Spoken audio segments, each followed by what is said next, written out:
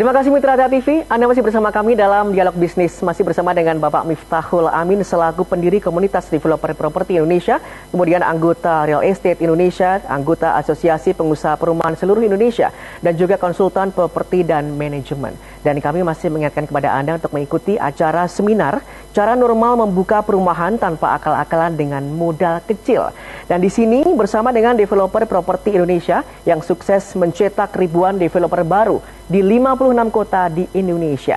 Caranya sangat mudah. Di sini Anda tinggal mendaftar dengan mengetik nama spasi Solo atau Jogja ke nomor 081 392 745 745. Akan diadakan di dua kota. Yang pertama di Jogja hari Senin 11 Mei pukul 16.30 bertempat di Hotel Harper Mangkubumi Yogyakarta, dan di Solo pada hari Selasa 12 Mei jam 10 pagi bertempat di Hotel Aston Solo. Tiketnya hanya Rp200.000 saja, dan bagi Anda yang menjadi 50 pendaftar pertama mendapatkan harga spesial yaitu hanya Rp100.000 saja. Jadi jangan sampai ketinggalan, buruan daftar. Caranya gampang, tinggal ketik nama spasi Solo atau Jogja, kirim ke nomor 081 392 745 745. Nah, Pak Miftah, kita lanjutkan kembali.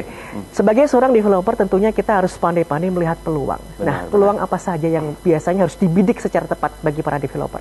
Iya, begini ya. Jadi di dalam ilmu perumahan itu memang tidak bisa dipelajari sepotong-sepotong. Karena memang ada urutan kerjanya. Itulah kenapa kami itu betul-betul paham ya pada saat kita mendirikan komunitas developer properti Indonesia ini. Ini kalau katakanlah Anda tergabung di DBI, itu hubungannya bukan hanya sehari atau 2 hari aja. Karena begitu Anda bergabung ke DBI, Anda itu boleh berkonsultasi, bahkan konsultasinya tidak kita batasi. Bahkan kalau katakanlah sampai kita sediakan kantor pusatnya untuk didatangi, untuk konsultasi, dan lainnya seperti itu ya. Karena memang tidak bisa dipahami sepotong-sepotong. Mungkin sedikit saja di sini saya sampaikan bagaimana membidiknya begitu ya. Karena developer itu paham ya bahwa perumahan yang bagus itu karena pedagang ya, perumahan yang bagus itu ternyata bukan perumahan yang 2 lantai, 3 lantai, 1 lantai, bukan. Perumahan bagus itu perumahan yang laku. Seperti itu ya. Namanya pedagang kan pasti seperti itu ya. Dan tentu saja kita akan membidik itu pasarnya, ya nomor 1 pasarnya dulu. Sedangkan pasar perumahan itu, Indonesia saat ini itu mengalami backlog, ya, backlog. Bahkan backlog ini sebenarnya sudah disampaikan sejak tahun 2014 kemarin ya. Backlog itu artinya kekurangan stok, Mas. Ya, kekurangan rumah stok. Di sisi rumah sederhana saja, kita kekurangan stok itu kurang lebih 14 juta unit. Kekurangan stok.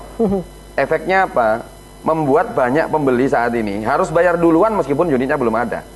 Ya, harus inden katakan seperti itu ya. Itu sudah sekarang bisnis apa tuh yang sampai begitu kan itu. Pada saat yang lainnya bisnis itu lesu ya. Pada saat bisnisnya itu mungkin sering kesentuh BBM naik aja udah goyang dan lain-lain.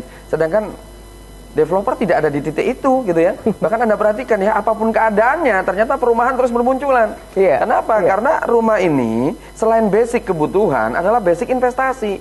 Orang membeli rumah itu bukan hanya untuk ditinggali, tapi dia juga beli itu sebenarnya untuk menabung gitu loh. Karena tabungan terbaik ternyata adalah properti.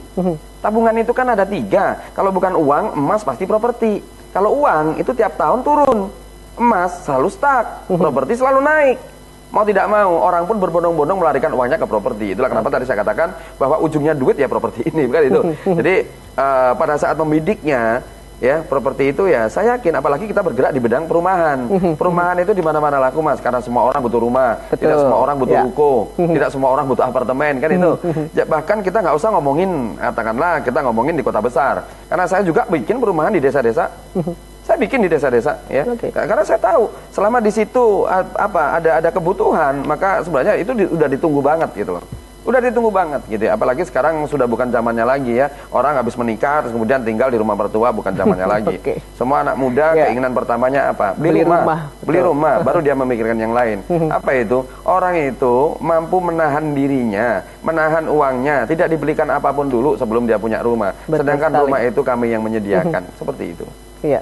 Kemudian kalau Anda lihat di Solo dan Yogyakarta, untuk peluang bisnis properti seperti ini seperti apa? Tidak bisa dibicarakan lagi sebenarnya. Solo dan Yogyakarta tidak perlu dibicarakan lagi ya.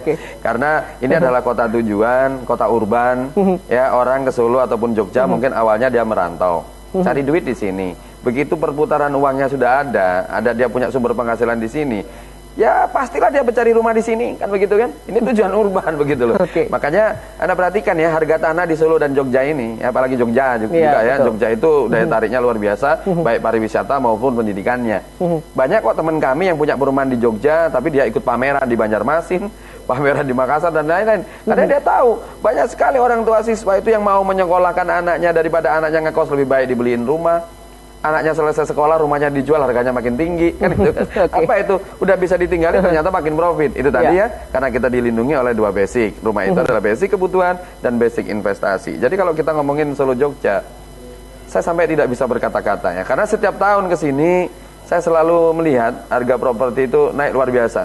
Ya bahkan tanah-tanah dulu ya, yang mungkin 5 tahun yang lalu kita kunjungi itu masih tanah sepi sekali begitu ya. Tapi sekarang kita ke sana, wah luar biasa sekali. Ya, bahkan tipe 40, tipe 45 harganya sudah menyentuh 500 jutaan. Luar biasa sekali. Betul ya? Kalau Anda mungkin kalau ke Solo, keliling daerah Manahan sana, nyari rumah-rumah tipe 40 harga 300-an sudah nggak ada lagi. Ya. Betul nggak? Betul. Kan itu ya. Itu makin terus. Ya, seolah-olah ngasih warning kepada para pembeli itu. Anda membeli rumah jangan ditunda, makin keluar dari Google Map.